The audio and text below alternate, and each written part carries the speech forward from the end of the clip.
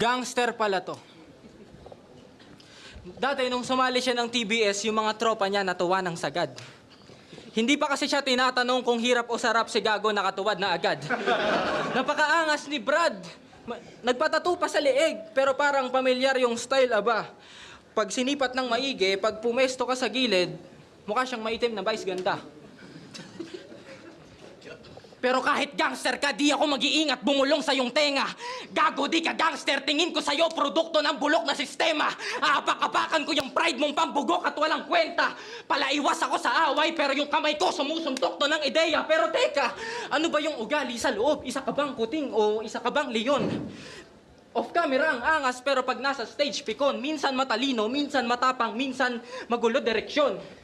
Para kang championship ring sa PSP kasi di na makita yung original mo na versyon. Tuturuan ko to ng leksyon. Tinira pa yung PSP na naman. Na may mention pa rin PSP dito, no? Pero parang napapansin ko kay Nasha, umuulit siya ng angle. Round 1 niya, round 2, tsaka itong round 3. Merong something about sa fake na imahe ni Mix Maharlika. Yun yung tinitira niya. Yun lang, napansin ko dito kay Nasha. Tapos yun na yung intro niya, yung about kay Mix Maharlika na kamukha ni Vice Ganda. Pag tinignan mo sa gilid, maitim na Vice Ganda. Medyo corny lang. Yan.